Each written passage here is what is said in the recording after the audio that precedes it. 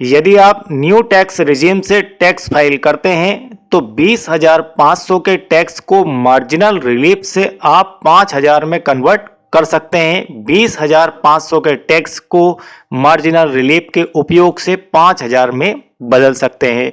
इस marginal relief को calculate किस प्रकार से किया जाता है और टैक्स स्लैब से टैक्स को कैलकुलेट किस प्रकार से किया जाता है, यह इस छोटे से वीडियो में आप सीखने वाले हैं। पहले हम कुछ एग्जाम्पल के माध्यम से समझते हैं कि मार्जिनल रिलीफ किस प्रकार से कम होती है। मान लीजिए आपकी सकल आय 7,75,000 रुपए है, उसके अंदर आपको 75,000 रुपए का स्टैंडर्ड डिडक्शन न्यू रिजिम के अंतर्गत मिल जाता है। तब आपकी जो टैक्सेबल इनकम है, कर योग्य आय है, वह बन जाती है 7 लाख रुपए। और योग आयकर, यदि आप इस टैक्सेबल इनकम को कैलकुलेट करेंगे टैक्स के रूप में तो वह बन जाएगा आपका 20,000 रुपए। किस आय के लिए? 7,75,000 रुपए की आपकी सकल आय का जो टैक्स बनेगा वह बनेगा 20,000 रुपए और यह न्यू टैक्स रिजीम के अंतर्गत बनेगा। अब इसके अंदर marginal relief 115 BAC 1A section के तहत, तो यहां पर आपको सीधे सीधे 20,000 की रिबेट मिल जाएगी। मैं बात कर रहा हूं 2024-25 के लिए, तो यहां पर रिबेट 20,000 की दी गई है। देन आपका जो टैक्स है वह हो जाएगा नील। 20,000 में से 20,000 माइनस हो जाएंगे रिबेट के, तो आपका टैक्स हो जाएगा नील। टोटल टैक्स आपका होगा नील। अब थोड़ा सा हम इस फिगर को बढ़ाते हैं। यदि आपकी सकल आय 7,80,000 रुपए है, आपको स्टैंडर्ड डिडक्शन 75,000 रुपए का मिल जाएगा। आपकी जो टैक्सेबल इनकम है वह होगी 7,05,000 रुपए। 7,05,000 रुपए आपकी टैक्सेबल इनकम है। इसके ऊपर यदि आप टैक्स कैलकुलेट करेंगे तो वह बनेगा 20,500 रुपए। 20,500 रुपए के ऊपर आपको मार्जिनल रिलीफ मिलेगी। इतनी छूट आपको मिल जाएगी। टैक्स वैसे आपको भरना था 20,500, लेकिन इसके अंदर आपको 15,500 की मार्जिनल रिलीफ मिल जाएगी। और इस मार्जिनल रिलीफ को लेने के बाद आपका जो नया टैक्स है वह बन जाएगा 5,000 रुपए और उसके बाद प्लस होगा इस 5,000 में 4% हेल्थ एंड एजुकेशन का उप टैक्स। तो यहां पर फाइनली आपका जो टैक्स बनेगा वो 5,200 रुपए हो जाता है। इसी प्रकार से 7,85,000 रुपए के ऊपर आपका जो टैक्स है वह बनता है 21,000 और इस 21,000 के ऊपर आपको जो मार्जिनल रिलीफ मिलेगी वह मिलेगी 11,000 रुपए और फाइनली आपका जो टैक्स है वह बन जाएगा 10,000 प्लस 400 रुपए हेल्थ एंड एजुकेशन का टैक्स। तो फाइनली 10,400 हो जाता है। इस प्रकार से आप इन मार्जिनल रिलीफ का यूज कर सकते हैं। अब प्रश्न यह है कि इस मार्जिनल रिलीफ को कैलकुलेट कैसे किया जाता है। मार्जिनल रिलीफ किस प्रकार से कैलकुलेट की जाती है, अब हम यह समझते हैं। तो आपका यहां पर पहला जो कॉलम दिया गया है इसके अंदर है मान लीजिए 7 लाख। 7 लाख आपके टैक्सेबल इनकम है। इस 7 लाख के टैक्सेबल इनकम के ऊपर आपका यहां पर बना है टैक्स 20,000 रुपए। इस 20,000 रुपए के ऊपर आपको रिबेट मिल गई है यहां पर पूरी की पूरी 20,000। इसका अर्थ है कि आपको जो टैक्स देना है वह देना है 0 रुपए नील। आपका कोई टैक्स नहीं लगेगा। बड़े ही ध्यान से इस छोटे से फंडे को समझिए। 7 लाख तक की आय पर आपका जो टैक्स है वह है नील। अब आप सेकंड एग्जाम्पल देखिए। हम इस एग्जाम्पल को लेते हैं 7,80,000। हमने अभी यह लिया 7,80,000। मान लीजिए आपकी सकल आय है और टैक्सेबल इनकम है 7,05,000 रुपए। कितनी है? 7,05,000 रुपए आपके टैक्सेबल इनकम यहां पर होती है। इस टैक्सेबल इनकम के ऊपर आपने टैक्स कैलकुलेट किया तो आपका बना 20,500 रुपए। अब यहां पर वित्त विभाग का यह कहना बनता है, आयकर संक्षेपिका का यह कहना बनता है कि आपको जो 20,500 टैक्स बना है, अब आप इसके ऊपर रिबेट नहीं ले सकते। रिबेट तब ली जाती है जब आपका यहाँ पर टैक्स या तो 20,000 हो या 20,000 से 1 रुपया कम हो, तो वहां पर आपका पूरा का पूरा जीरो हो जाता है। लेकिन यहाँ पर आप 20,000 रुपये से ऊपर निकल चुके हैं, 20,000 से रिबेट के दायरे से बाहर आ चुके हैं, देन आपको मार्जिनल रिलीफ यूज करना होगी। अब कितनी मार्जिनल रिलीफ, मैंने यहाँ पर लिख दिया है कि आप 15,500 की मार्जिनल रिलीफ यहां पर ले पाएंगे। लेकिन कैसे ले पाएंगे, यही आज का हमारा कैलकुलेशन का सब्जेक्ट है। बड़े ही ध्यान से, छोटी सी बात है, समझ लीजिए कि 20,500 रुपये जो टैक्स बना है, आपका 7 लाख तक तो था नील, 7 लाख तक आपको कोई टैक्स नहीं पे करना था। लेकिन जैसे ही आपकी इनकम 5,000 रुपये प्लस हुई, कितनी प्लस हुई, 5,000, तो यह हम इस प्रकार से भी इसको लिख सकते हैं कि 7 लाख एक और 5,000 रुपये एक, तो 7 लाख पे तो आपका होता है टैक्स नील।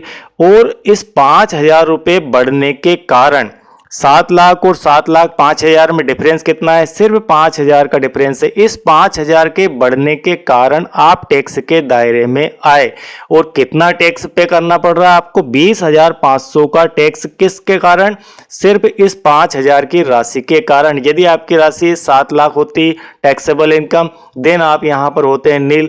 लेकिन जैसे ही आपका 5,000 रुपये बढ़ा, वैसे ही आप जो है 20,500 के हकदार हो गए। तो उनका यहां पर यह कहना है कि आप इन दोनों में से कम राशि को चूज कर लीजिए, या तो 20,500 को चूज कर लीजिए, या फिर इस 5,000 को आप टैक्स में रख सकते हैं। तो 20,500 तो टैक्स कैलकुलेट करके बना, और किस राशि के कारण यह टैक्स बना है, यह आपकी 7 लाख से ऊपर की राशि 5,000 के कारण टैक्स बना है। तो इन दोनों में से आप किसी एक को टैक्स मान सकते हैं। तो स्वाभाविक सी बात है कि हम 5,000 कम है तो इसे टैक्स मानेंगे। तो 5,000 को यहां पर हमने मान लिया टैक्स। तो आपको बचत कितनी हो गई टैक्स में, 20,500 आपका टैक्स बन रहा था, अब आपका जो टैक्स है वो आपने 5,000 बना लिया। ठीक है, इस 5,000 का फंडा भी आपको समझ में आ गया होगा कि इस टैक्स को बनने का कारण कौन सी राशि है, यही 7 लाख से ऊपर की 5,000 राशि है। तो आपने 5,000 टैक्स बना लिया। अब मार्जिनल रिलीफ, तो यहाँ पर 20,500 रुपये आपको देने थे, ये देने थे। अब आपको कितने देने हैं, ये देने हैं, ठीक है, ये देने थे और ये आपको देने हैं। तो आपको फायदा कितना हुआ, मान लीजिए मुझसे आप पूछें कि सर 20,500 मुझे आपको देने थे, उसमें से आप कह दिया जाए कि 5,000 रुपये दे दीजिए, कितनी बचत हो गई, बचत हो गई 20,500 में से आप माइनस करेंगे 5,000 की राशि को, तो क्या शेष बचता है, शेष बचता है 15,500 रुपये। यही 15,500 आपकी मार्जिनल रिलीफ कहलाए। यही फंडा यहां पर भी आपको देखने को मिलेगा कि यदि मान लीजिए आपकी टैक्सेबल इनकम 7,10,000 है, इस 7,10,000 का टैक्स कैलकुलेट किया 21,000 रुपये किस राशि के कारण बना है, 7 लाख के प्लस में जो यहाँ पर 10,000 रुपये एक्स्ट्रा है। 7 लाख तक तो आपका टैक्स यहाँ पर नील था, इस 10,000 के कारण आप रिबेट से बाहर हो गए और रिबेट से बाहर होकर 21,000 के टैक्स के दायरे में आ गए। देन अब आपको जो ऊपर की राशि है 10,000, वही आपकी यहाँ पर मार्जिनल रिलीफ कहलाएगी और इसके अंदर प्लस आपका ये 400 रुपये हेल्थ एंड एजुकेशन का टैक्स लग जाएगा और आप 10,400 टैक्स पे करेंगे, तो आपको यहाँ पर 11,000 रुपये की बचत हो जाएगी। इसी बचत को हम मार्जिनल रिलीफ कहते हैं। टैक्स कैलकुलेट किस प्रकार से किया जाता है, आयकर की गणना किस प्रकार से की जाती है, आप जो देख पा रहे हैं ये है न्यू टैक्स रिजीम 2024-25 की स्लैब, फाइनेंशियल ईयर 2024-25 और असेसमेंट ईयर 25-26 के लिए यह स्लैब वित्त विभाग के द्वारा दी गई है। 0 से 3 लाख, 3 लाख से 7 लाख, 7 लाख से 10 लाख, 10 लाख से 12 लाख, 12 से 15 और 15 से अधिक, इस प्रकार की स्लैब बनी हुई है। यहां पर हम एग्जाम्पल लेते हैं, एक एग्जाम्पल लिया कि मान लीजिए आपकी जो टैक्सेबल इनकम है, कर योग्य आय है, मैं सकल आय की नहीं बात कर रहा हूं, मैं बात कर रहा हूं कर योग्य आय की। कर योग्य आय तब प्राप्त होती है जब आप स्टैंडर्ड डिडक्शन को माइनस कर देते हैं, उसके बाद जो राशि प्राप्त होती है उसे हम कहते हैं टैक्सेबल इनकम। तो टैक्सेबल इनकम आपकी कर योग्य आय है 7,25,000 रुपये। अब इस 7,25,000 रुपये को आपको चेंज करना है टैक्स में, तो किस प्रकार से टैक्स में इसे परिवर्तित करेंगे। ठीक है, जो 0 से 3 लाख तक की स्लैब है, इस स्लैब का गैप कितना है, 3 लाख रुपए, तो हमने इसे कह दिया है स्लैब की राशि। आप इस प्रकार से समझ सकते हैं कि ये जो गैप है ये 3 लाख का है। इसके ऊपर आपको जो टैक्स देना है वह 0%। इसका अर्थ है कि आपको 0 रुपये टैक्स देना है। इसका अर्थ है कि आपको कोई टैक्स यहाँ पर पे नहीं करना है, इसे हम कह सकते हैं नील। स्लैब में आगे बढ़ते हैं तो 3 लाख से 7 लाख तक। अब आप इसको इस प्रकार से समझेंगे। ठीक है, ये आपका 7,25,000 रुपये था। इसमें से पहले 3 लाख, आप इसमें से 3 लाख को माइनस कर देंगे, क्या शेष बचेगा, 3 लाख माइनस करने के बाद यहाँ पर बचेगा 4,25,000 रुपये। तो पहली स्लैब के अंतर्गत, इस पहले स्लैब के अंतर्गत आपका जो 3 लाख रुपये था फर्स्ट, इसका टैक्स आपको हुआ नील। अब 4,25,000, तो यहाँ से आगे बढ़े हम, तो आगे बढ़ने पर ये 3 से 7 लाख का जो गैप है वह बनता है 4 लाख रुपए। इस 4 लाख का आपको जो पे करना होगा 5%। तो 4 लाख, तो आप इसमें से 4 लाख को माइनस कर देंगे, देन आपके पास यहाँ पर बचेगा 25,000 रुपए। अब इस 4 लाख का आपको पे करना है 5%। तो 4 लाख का 5% होता है 20,000 रुपये। अब शेष बचता है 25,000। ठीक है, तो 25,000 के लिए आप नेक्स्ट स्लैब में आ जाएंगे।